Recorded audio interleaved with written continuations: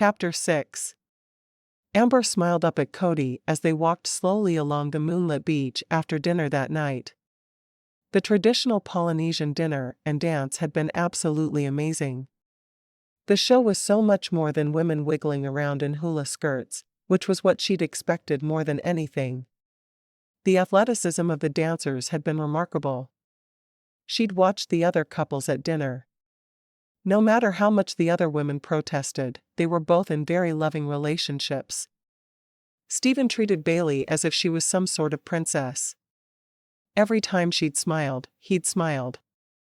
Justin and Sarah had sat with their heads together watching the dance, their fingers entwined. Justin barely watched the show, he was so involved in watching Sarah's facial expressions. She didn't know how Sarah didn't realize just how much Justin cared for her. It was obvious to everyone else there.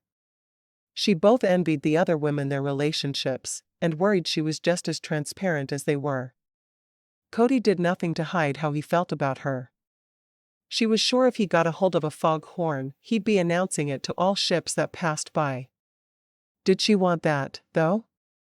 "What are you thinking?" he asked as they rounded a corner on the beach. She shrugged.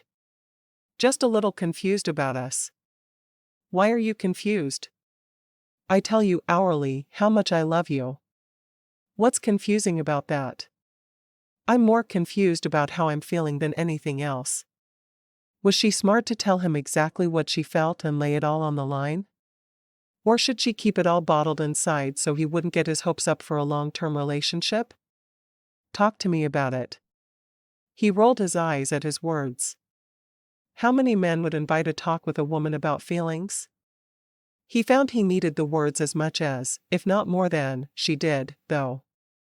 She debated for a moment about how to say it, and finally said, "Well, to start with, I told myself I wouldn't start any relationships until the mortgage was paid off and my brother was home from school. So, I've broken my word to myself. I also always promised myself I wouldn't fall for a man who felt like it was his job to take care of me." She looked at his face in the moonlight. "You know as well as I do you feel the need to take care of me." He sighed. "I'd wrap you in bubble wrap and never let you out of my sight if I thought I could get away with it. See? That's the kind of attitude I'm talking about." She paused and kicked at the sand with her bare feet. She was carrying her sandals in her free hand. "But, I'm so attracted to you, when you're around I can't think straight. You're someone I genuinely like to be around. I want to have a relationship with you, but I don't think there's any way you're going to hold off on getting serious until my brother comes home from college in May."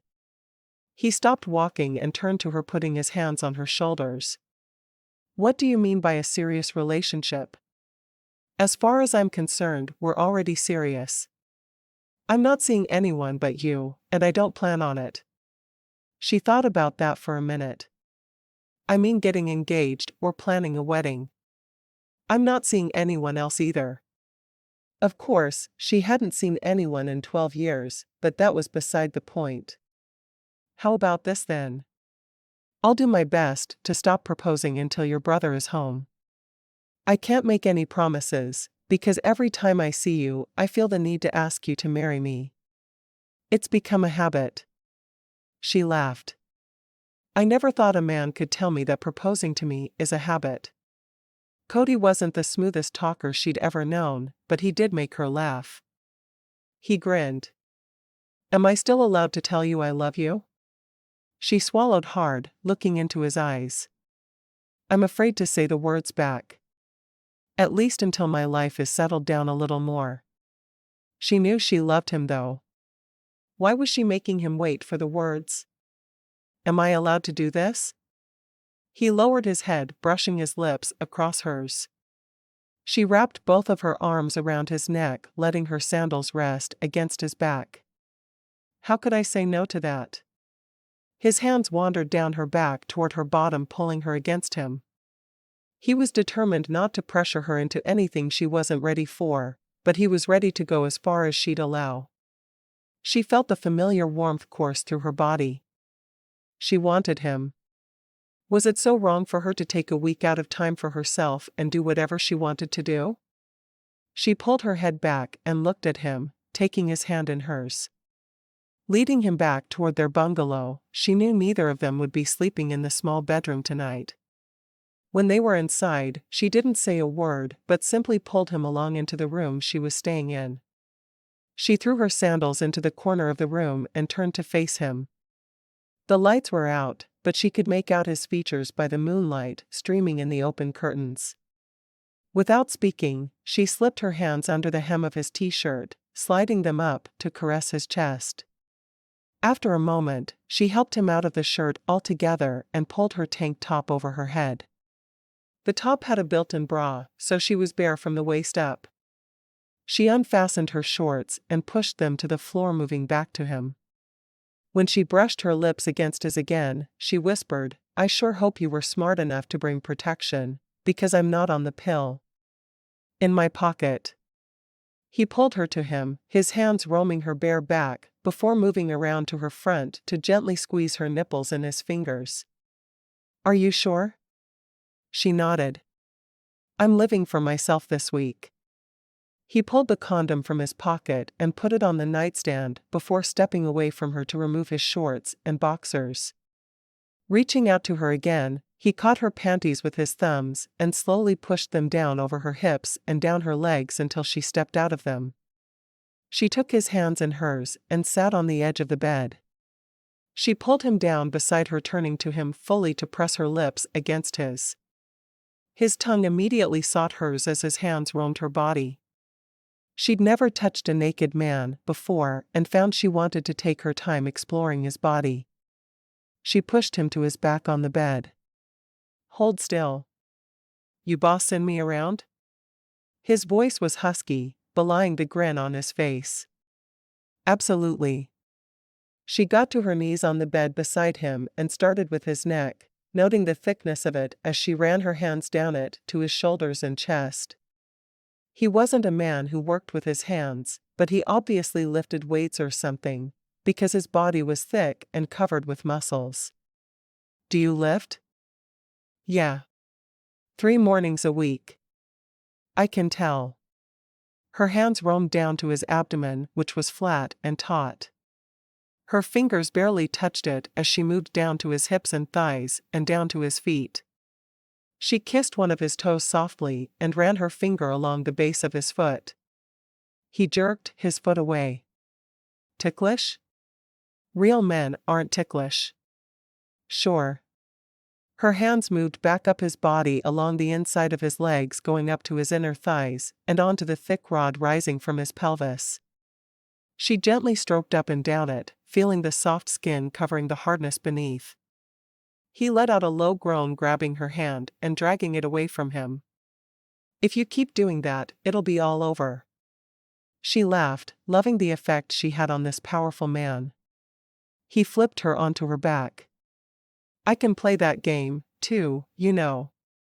His hands moved to her breasts, teasing her nipples as his mouth played with the skin at her neck. He moved a knee up between her legs, nudging her core. At her moan, he moved one hand down to her, slowly inserting it between her folds and into her softness. His finger moved in and out of her, slowly, causing electricity to shoot through her body. Her hands clutched his shoulders as he continued the movements and brought his mouth back to hers. Their kiss was harder this time, and wilder than before. She cried out, clenching around his finger, and he rolled to the side of the bed to slip the condom on. He settled between her legs and entered her slowly, watching her face for any sign of discomfort. Once he was seated, he remained still for a moment to make sure she was adjusting to him, and then began slow, steady movements inside her. She wrapped her legs around his waist to bring him closer, and moved with him, enjoying the friction of their bodies as they ground together. Within moments, she was clutching his shoulders again and crying out his name as she climaxed. He followed her, quickly collapsing on her for a moment before rolling to her side, pulling her against him. He rained kisses over her face, whispering how much he loved her. She lay snuggled up against him with her head on his shoulder, trying to force her breathing to slow. Was there a way to tell him being with him was the most incredible experience of her life without getting his hopes up? She kissed his shoulder and sighed happily. She was so glad she'd come with him. Be right back. He went to the bathroom and disposed of the condom and came back, settling into bed with her. Am I allowed to sleep here? She nodded her head sleepily. I'd miss you if you weren't beside me. Chapter 7. The whale-watching excursion was more fun than Amber had imagined. The three women got along beautifully from the first moment, and talked up a storm in the boat. Amber asked Bailey about the baby, and got a more coherent answer than Cody had given her. My sister, Angela, dated Stephen for a few weeks last year. During that time, she got pregnant, and instead of telling him when she found out, she came home to Hamlin and stayed with me. They'd already broken up by the time she knew she was pregnant. She let out a gasp and pointed to a spot in the water where a whale had come up just a few feet from the ship. The clear water made every movement visible. Anyway, she had the baby, but she wasn't much of a motherly sort. I took care of the baby almost exclusively from the very beginning. And I supported both of them. When Faith was 2 months old, Angela went out with some guy and they were coming home late and were killed by a drunk driver. Then it was just Faith and me. She stared out at the ocean for a moment, remembering. Faith got really sick, and I couldn't take her to daycare, so I stayed home with her. I got fired for missing too many days, and we were about to be evicted, so I sold everything I could and packed up my car with everything I had left. I made the drive from Hamlin to Southlake and went to Stephen's house. I needed child support, or there was no way I was going to be able to feed Faith. I was hoping he'd start paying something in the way of child support, and we could go stay in a hotel for a while. I was planning on hunting for a job and finding her a daycare, but instead, Stephen told me he wanted to keep us. He hired me as her nanny, and we're living in his huge house with a housekeeper and everything. Amber stared at Bailey in disbelief. How long ago was that? The corners of Bailey's mouth turned up as she answered. Oh, a little over a week. That's about how long I've known Cody, too. Sarah smirked. She rear-ended him. Bailey laughed. Don't tell me. Knowing Cody, he probably offered to buy you a new car. Amber sighed and shook her head. A new truck. I told him no, but he bought me one anyway. She spread her hands palm up in front of her. He had it delivered on Monday morning. I didn't know what to do, but he talked me into keeping it. I told him no more gifts. Bailey nodded. I get it. Stephen told me I couldn't take his daughter out in the rattletrap I drove, so he bought me a Cadillac Escalade.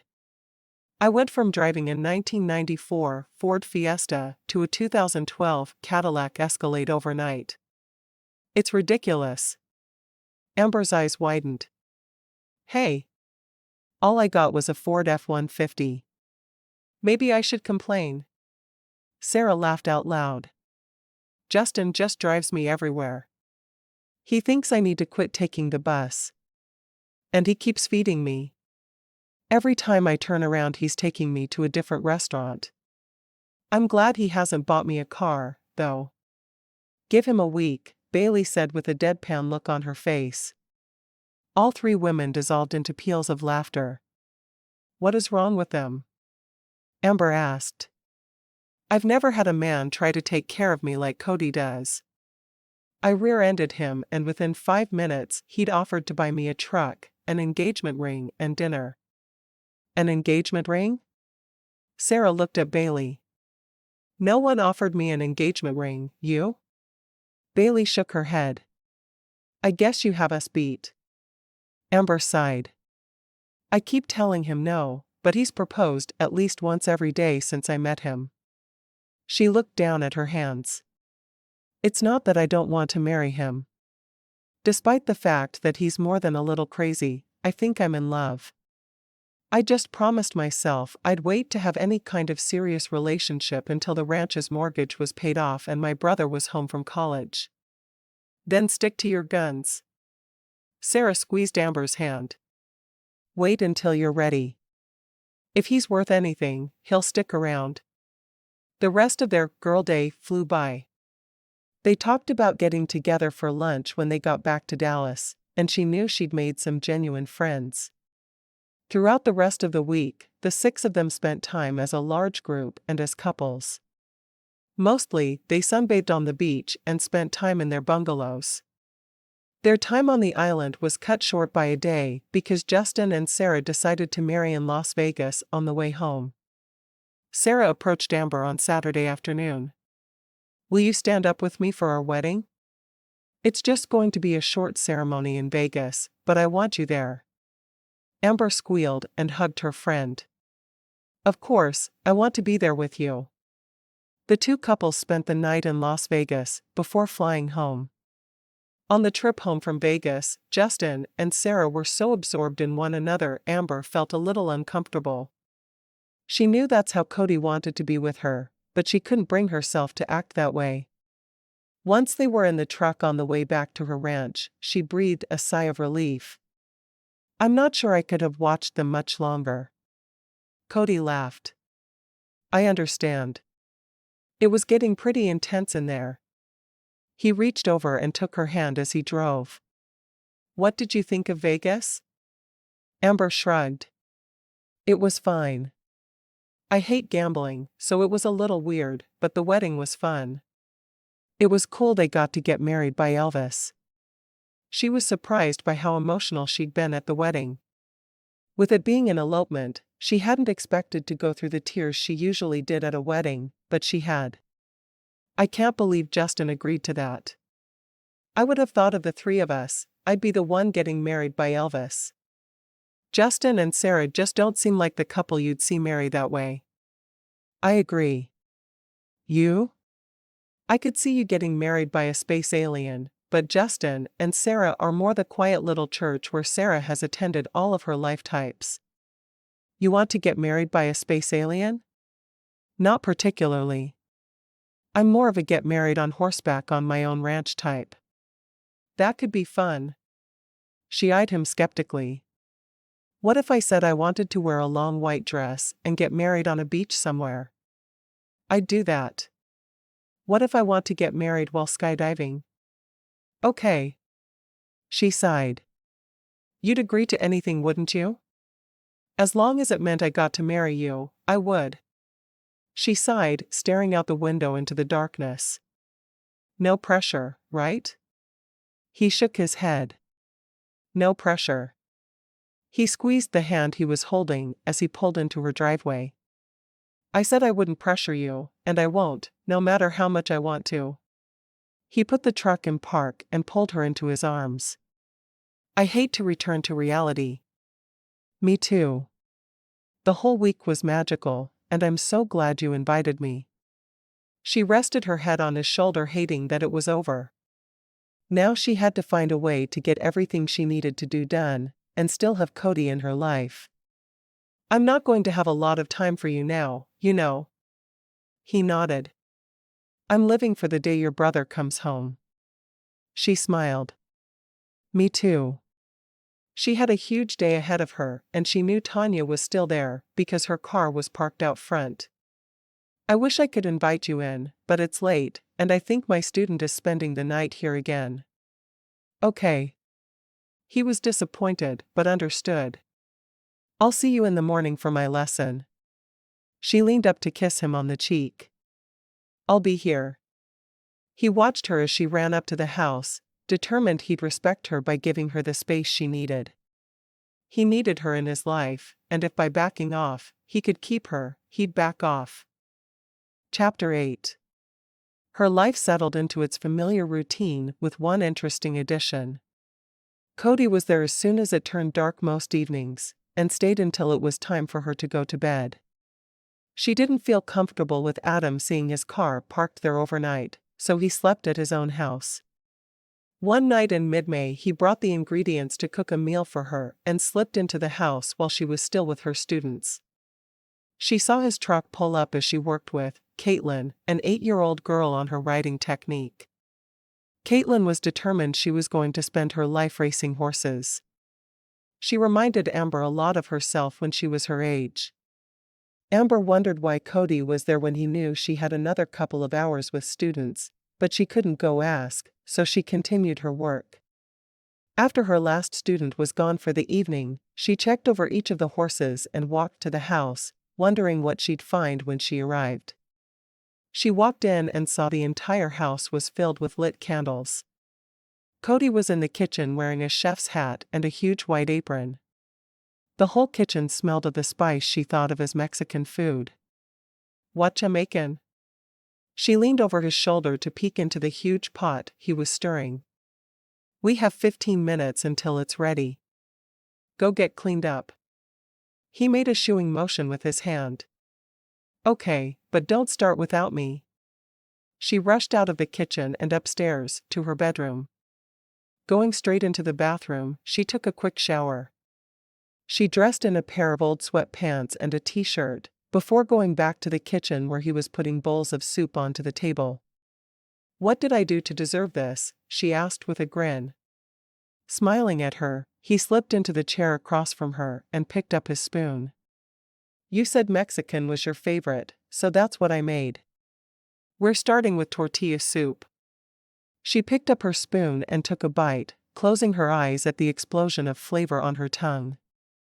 "This is fabulous. I've always loved tortilla soup. I think when I get sick of being a billionaire, I'm going to open a restaurant." "When you get sick of being a billionaire? How long do you think that's going to take you?" "Oh, not more than a few thousand years." He took a bite of his soup. "How was work today?" "Good." "The twins didn't cry for the first time ever," she said, referring to the 5-year-old twin girls who had been taking lessons for a month.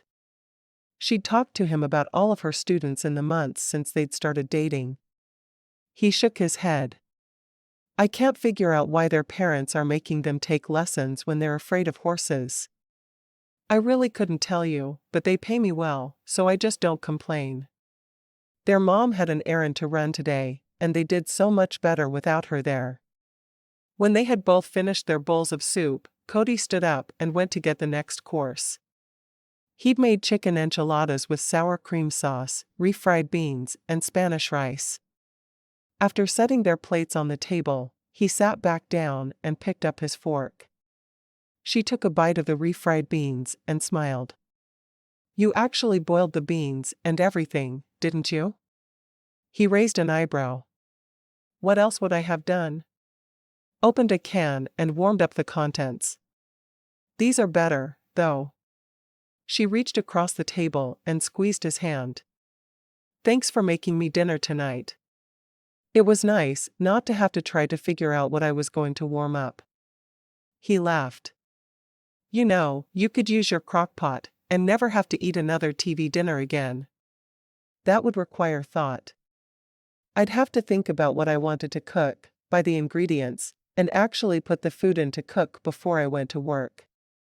Much easier to let the shelf in the grocery store freezer do the work for me. I just have to nuke it. But it doesn't taste nearly as good." "Well, if you're the one doing the real cooking, it doesn't taste as good. If it's me, we're better off letting Marie Callender do the cooking." "Are you ever going to learn to cook?" She shrugged. "Why should I? I have a grocery store, and now that I know you cook like this, I have you. Why would I bother?" He stood and cleared their plates, slipping them into the dishwasher. "I made a key lime pie for dessert. I know it's not Mexican, but it sounded good." Her eyes lit up. "Key lime pie? From scratch?" "It's the only way I cook." He pulled a pie tin from the fridge and cut 2 large pieces, placing them on plates. He set them on the table and sat back down. "So when is your brother coming home?" "I'm driving down to College Station for his graduation this weekend." "Want some company?" She thought about it for a moment. If he went with her, it would be an announcement to her brother that she and Cody were serious. Did she want that? Well, as far as she was concerned, they were serious. He was the first man she'd ever let get close to her. Yeah, that'd be nice. The graduation is Saturday afternoon, so I'll leave here first thing on Saturday morning. She'd paid the last payment on the mortgage a month earlier than planned, thanks to hiring Tanya on. She didn't have to turn students away anymore, so she was making more money than she could make by herself, and she was able to reinvest some of the money into the ranch. Are you excited about having Brian home? Yes, and no. I'm excited that he's graduating and taking over the ranch. Running this place was never my forte. I'm not happy to give up my privacy, though. Yes, she was an adult, but she wouldn't feel comfortable openly sleeping with Cody in her house with her brother at home. What time should I pick you up Saturday morning? I'm going to need to leave here by 7. The ceremony is at 2, but it's a 5.5-hour drive, and I'll need to eat before the graduation starts. I'll be here a few minutes before 7 then. He forked up his last bite of pie. Are you moving him back? She noticed he was finished, so she stood and put both of their plates into the dishwasher. No, he has his own truck. He moved down there before his freshman year and has barely been home since. He loves college life. Is he moving back this weekend then? Yeah. He's ready to come home and take over here. What about the writing business? That's still yours, right? Technically it comes under the heading of the ranch, but I'll still run it. I'll pay myself a salary from it, but most of the profits will still go back into the ranch. We should be able to take on ranch hands again within the year. She leaned against the counter, looking at him. I'm really glad I got everything I was planning done before he came home. With 2 men working the ranch, we can have more cattle. We have the money saved to buy them. It's going to be a good year for us. She looked around the kitchen and realized he'd kept everything clean as he cooked. When she attempted to cook, the kitchen became a disaster area. They just needed to run the dishwasher, so she added soap and turned the knob to start it. It's going to be a while before your pots are ready to be taken home. She walked over to him and sat on his lap, straddling him. Any ideas on how we can pass the time? He tilted his head to the side as if thinking seriously about the question. I guess we could go catch the Rangers game. She shook her head, running her tongue along his lips to catch a stray bit of graham cracker crust. Not what I had in mind. Any other ideas? His hand settled on her hips and pulled her closer into him. Let me think. We could go for a ride? She pressed her lips to his. How about we go upstairs and I show you my collection? What collection? He pushed her off his lap and let her lead him up the stairs. I'll figure something out before we get there. She laughed, leading him into her bedroom and pushing him down on the bed. Chapter 9. Cody and Amber met Brian for lunch on Saturday, before the graduation ceremony. Are you ready to be done? Amber asked her brother. Brian shrugged. Kind of. I mean, I've loved being here. Living in the frat house has been great, and I've made a lot of good friends. But I'm ready to go home and be on my ranch again. He took a bite of his salad. I'm ready to implement some of the things I've learned here. Just make sure you're not acting like Adam doesn't know anything. He's kept the ranch going for years. Brian nodded. I know, sis. I wouldn't do that to him. He eyed Cody. How long have you been dating my sister? Since early February. Brian tilted his head to the side. Why are you so familiar to me? Your name is familiar too. Cody half grinned. Sports fans tended to know who he was, even if people like Amber were clueless about him. Sports Prognosticators Incorporated. Brian's eyes widened. You're that Cody Larson? The shock on her brother's face had Amber biting her lip to keep from laughing out loud. But, you're one of the richest men in Texas. Is that a problem for you? Cody's voice was amused as he asked. Well, no, of course not, but. Amber couldn't hold it in any longer and laughed. He's just a person like anyone else, Brian. Brian spent the rest of the meal asking questions about Stephen and Justin and the company they'd worked so hard to build together. I read an article on you guys in one of my business classes. You're legends. Amber watched as the two of them talked, having little to contribute, because she hadn't spent years researching the three men. Cody paid for the meal and they all walked out to the parking lot. Are you going to caravan back with us? He eyed Brian's truck. It looked like it was in good shape. Amber had obviously made sure he had the best of everything while he was at school. Brian nodded with the awestruck look still in his eyes. Yeah, if you don't mind. It's no problem. We'll follow you over to campus, so we'll be parked together and we can meet up at the trucks. Brian's truck bed was loaded with the accumulated belongings of 4 years in college. He climbed behind the wheel and drove off. Cody turned to Amber as soon as they were seated in his truck. Did your brother's reaction to who I am bother you? Amber shook her head laughing. Not at all. He was hilarious. I would have thought you were the greatest quarterback of all time with the way he half-worshipped you after he realized who you were. Cody leaned over and kissed her. I'm glad it didn't bother you.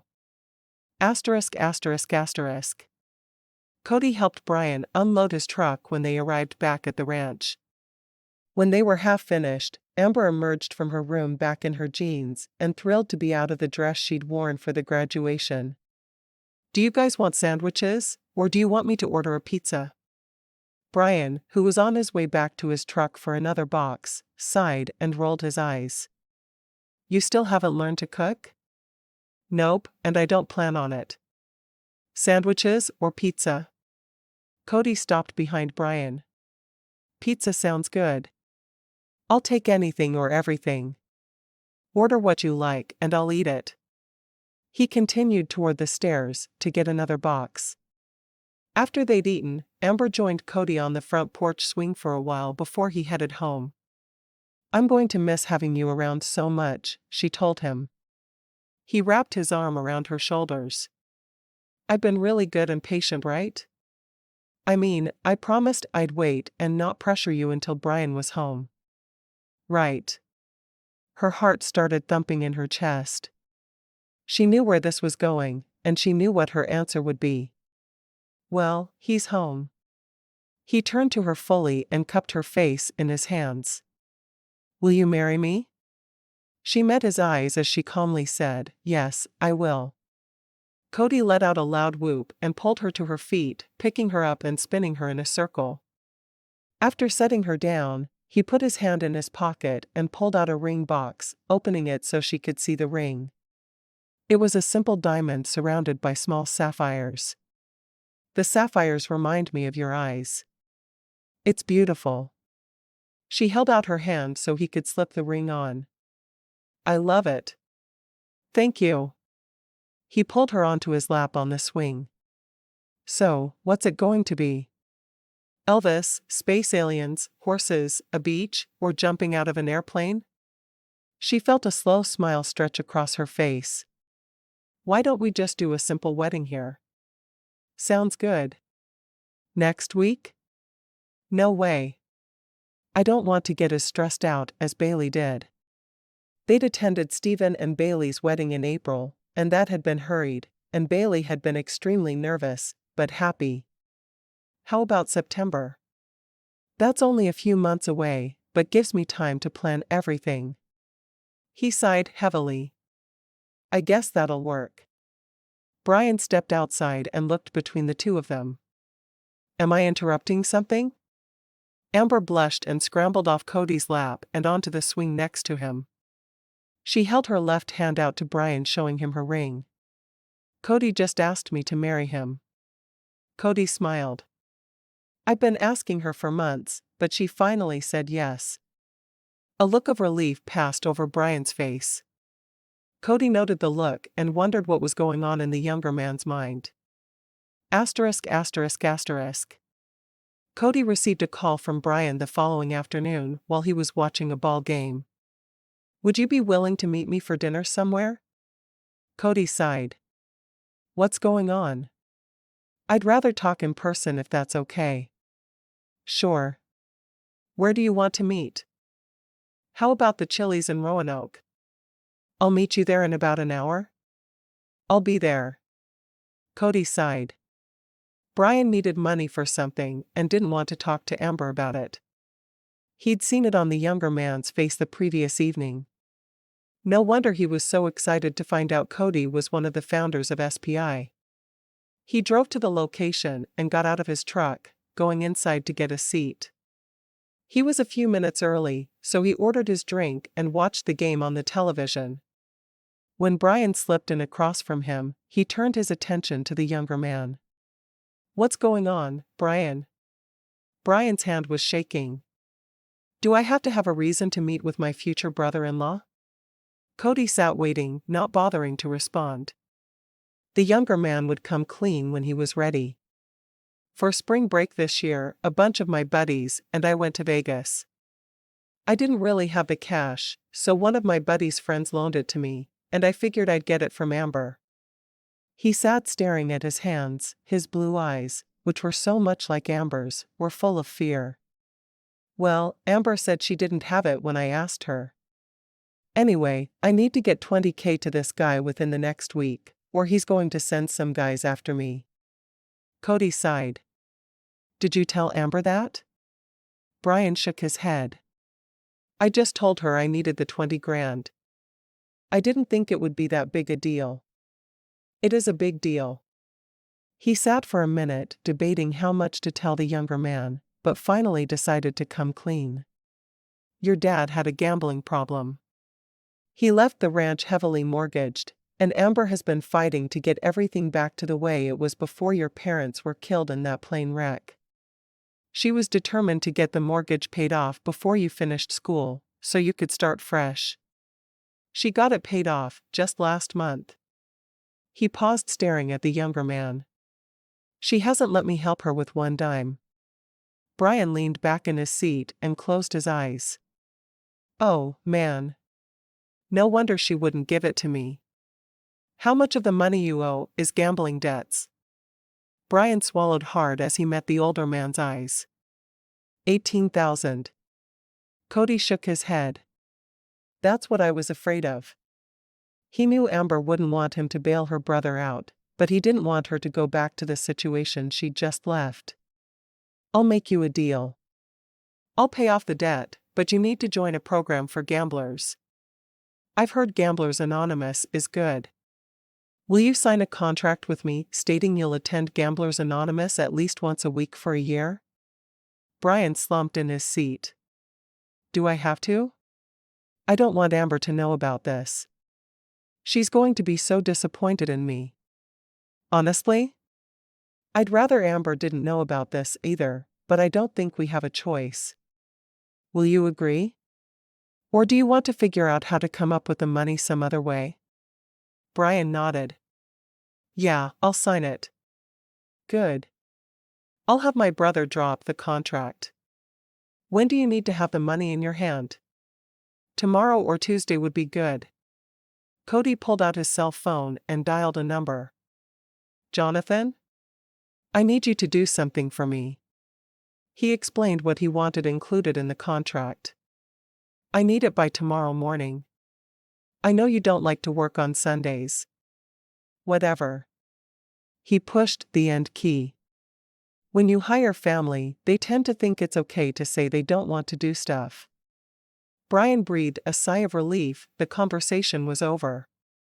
"Thanks, man. Don't thank me. Just don't get in trouble again." He rolled his shoulders agitatedly. "Now I just have to figure out how to tell your sister I gave you money. If she breaks up with me over this, I'm going to hurt you." Brian's eyes grew wide. "She wouldn't, would she?" Cody shrugged. "I honestly don't know. She's not going to be happy with me." Brian leaned down and banged his head on the table. "If there were any other way, I'd take it. I understand. I just hope she does. Cody tossed $30 on the table. Get what you want to eat. He stood and walked out of the restaurant. He needed to talk to Amber right away and let her know what had happened. He just hoped he hadn't ruined his chances with her. Even if he had, he couldn't leave her in an unsafe situation, and with people coming after her brother, there's no way she'd be safe. Cody practiced what he'd tell Amber over and over on the way to the ranch. He always rode with his music blaring, but he couldn't leave this discussion to chance. As he approached the house, he saw her riding beside the driveway, and waved. He'd never really seen her ride when she was riding for herself before that moment. Her hair was streaming along beside her, and her face was lit up with a smile. She seemed so happy and so in tune with her horse. He hated having to break the spell and ruin her day. He parked in front of the house and watched as she rode toward him. Hey! I wasn't expecting to see you today. She dismounted and stood on tiptoes to kiss him. I just need to talk to you for a minute if you can spare the time. Of course. Let me put Sable in her stall. You mean you're putting Sable in the stable? She grinned at him, catching his hand as she led the horse to her stall. What's up? I'd rather wait until we're in the house. You can fix me a nice meal and we'll have a long chat. She raised an eyebrow. I guess I can get you a glass of ice water if you want. That'll do. He watched as she unsaddled Sable and rubbed her down. Once she was finished, they walked back toward the house. He followed her into the kitchen and watched as she brought them each a glass of water. She leaned back against the counter. What's up? You need to sit down for this discussion. Her eyes were wide. What's wrong? Brian called me earlier and asked me to meet him for dinner. He did some gambling over spring break and needed $20,000 to cover his debts. Her jaw dropped.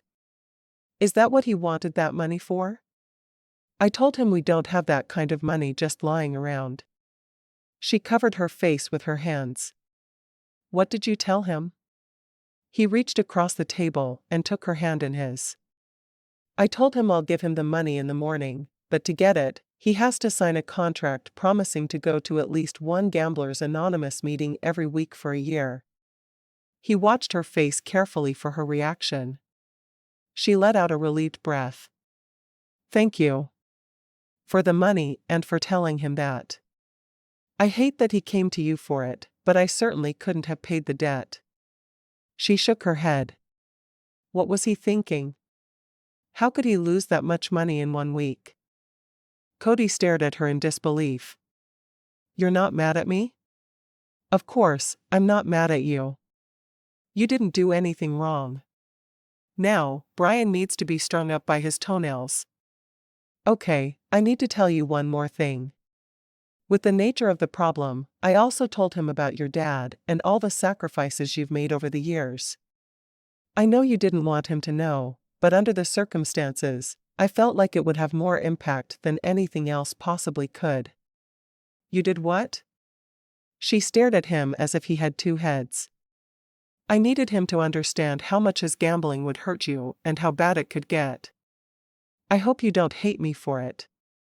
She closed her eyes and thought of all the things she'd done to protect Brian from the knowledge for so long, but realized Cody was right. He needed to know it wasn't just a one-time thing. It was a problem in their family. I understand.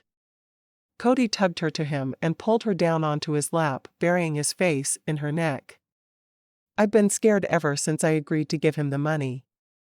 I was so worried you'd be mad. I am mad, but there's no reason to be angry with you. She brushed a kiss across his lips. When I agreed to marry you, my family became yours and your family became mine. If your brother comes to me tomorrow with a problem, I'll do everything in my power to help him. Let's get married next weekend. September is a beautiful month. I don't want to wait. Are you saying I'm not worth waiting for? He laughed.